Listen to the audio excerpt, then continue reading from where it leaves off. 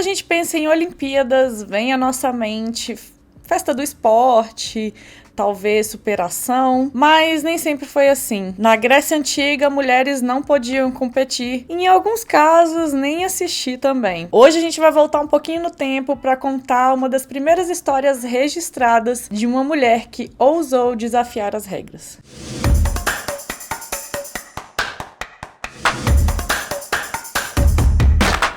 Sejam todos muito bem-vindos para mais um vídeo. Aê! Eu sou a Isabela e esse é o seu canal referência em esportes femininos. Se você também acha que já passou da hora das mulheres terem o destaque que elas merecem, então já se inscreve neste canal, ativa o sino para fazer parte comigo dessa comunidade que evangeliza e propaga a palavra do esporte feminino. Esse é o primeiro vídeo de uma série, que eu gostaria de compartilhar com vocês sobre histórias de mulheres que ousaram sonhar e se aventurar no mundo dos esportes. Para começar, vamos voltar um pouquinho no tempo para entender como é que tudo começou. A gente precisa viajar até a Grécia Antiga e mergulhar no cenário da época. Os Jogos Olímpicos nasceram em Olímpia, em 776 a.C., como uma celebração religiosa em honra a Zeus. Era uma mistura de competição esportiva, rituais sagrados e política. E desde o começo havia uma regra bem clara: os atletas tinham que ser homens. Para as mulheres, competir era simplesmente proibido. As solteiras até podiam assistir, mas as casadas eram barradas das arquibancadas. O motivo? O corpo masculino era exibido nu nos jogos, e para os gregos esse espetáculo era reservado aos homens. As mulheres deveriam se contentar em ouvir falar sobre os campeões. Mas a história nos mostra que sempre existe alguém disposto a questionar regras injustas.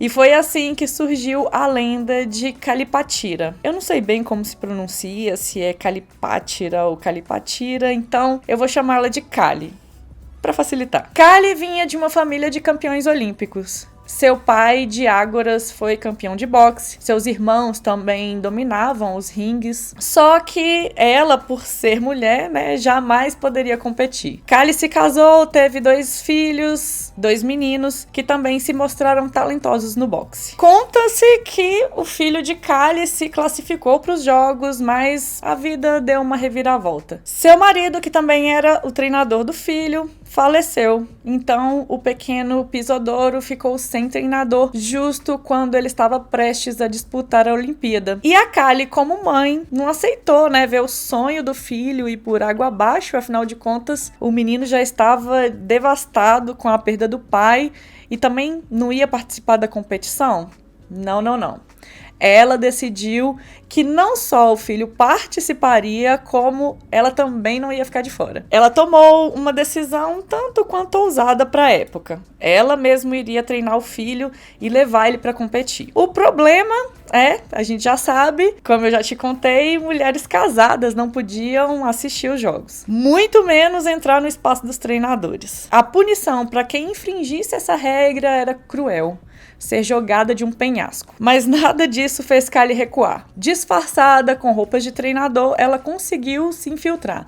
E dizem até que ela pode ter usado uma barba falsa ali para se misturar melhor entre os homens. Tudo parecia correr bem. No dia da competição, seu filho brilhou e venceu a luta. Cali, ficou muito emocionada, não conseguiu se conter, pulou a barreira para comemorar e aí seu disfarce caiu, revelando a verdade para todo mundo. Ali, diante da multidão, descobriram que Cali era uma mulher. Os juízes ficaram em choque. Pela regra, ela deveria ser executada, mas por respeito à sua linhagem de campeões, eles decidiram poupá-la. Conclusão: o filho recebeu a coroa da vitória e Cali saiu viva daquela Olimpíada. Mas a ousadia dela deixou marcas. Dali em diante, os organizadores criaram uma nova regra: tanto atletas quanto os treinadores deveriam participar nus, para garantir que nenhuma mulher tentasse se infiltrar de novo. Mas essa não é a única história de mulheres que desafiaram um sistema na Grécia Antiga. Havia também os chamados Jogos Heranos, realizados em Olímpia em homenagem à deusa Hera, esposa de Zeus. Eram competições exclusivamente femininas, muito menores,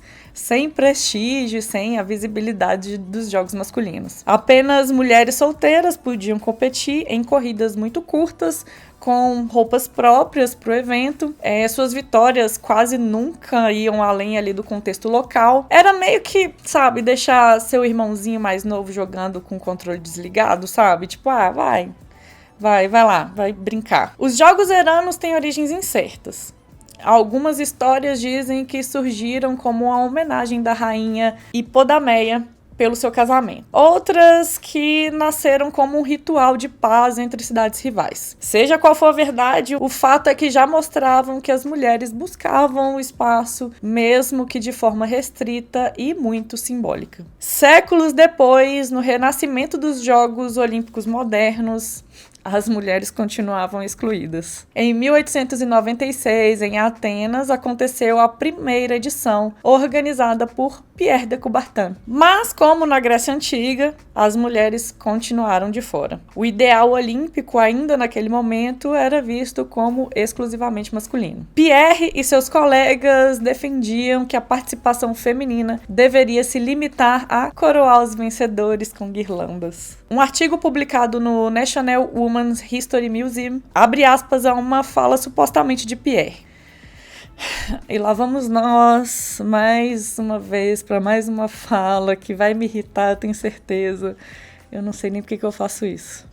Abre aspas. As mulheres têm apenas uma tarefa: coroar o vencedor com guirlandas. Em competições públicas, a participação feminina deve ser absolutamente proibida. É indecente que espectadores sejam expostos ao risco de ver o corpo de uma mulher sendo esmagado diante dos seus olhos. Fecha aspas. 4 anos depois, em Paris, 1900, pela primeira vez, elas puderam competir oficialmente. Foi um passo pequeno, mas histórico. De quase 1.000 atletas, apenas 22 eram mulheres. Uma inclusão lenta e cheia de resistências. Em 1904, por exemplo, apenas 6 mulheres participaram, restritas ao tiro com arco. Em 1908, em Londres, a participação feminina começou a ser mais aceita pelas federações esportivas, mas ainda com muitas limitações. Um marco importante veio só em Amsterdã, em 1928, quando as mulheres finalmente puderam disputar provas de atletismo, corridas, saltos e arremessos. Mesmo assim, a estreia não foi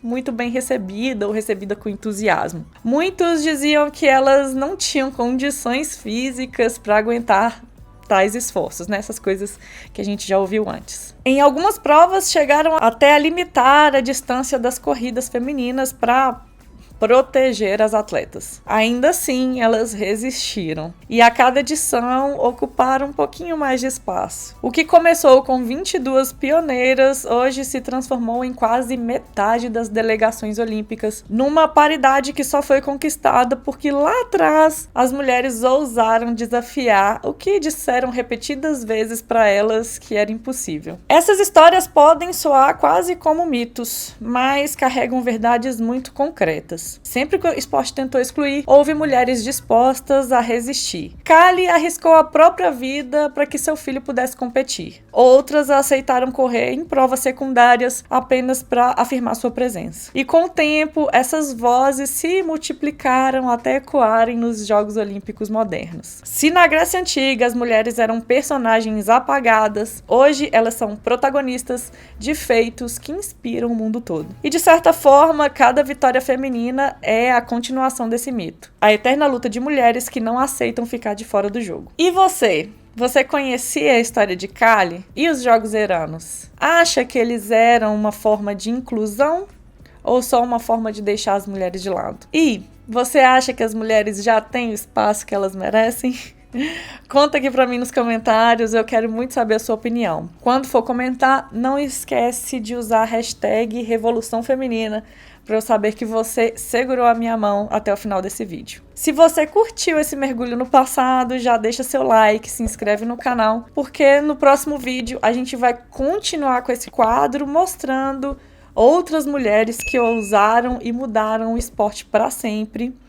E por fim, mas não menos importante, compartilha esse vídeo com todo mundo que você conhece e me ajuda a disseminar a palavra do esporte feminino. Forte abraço!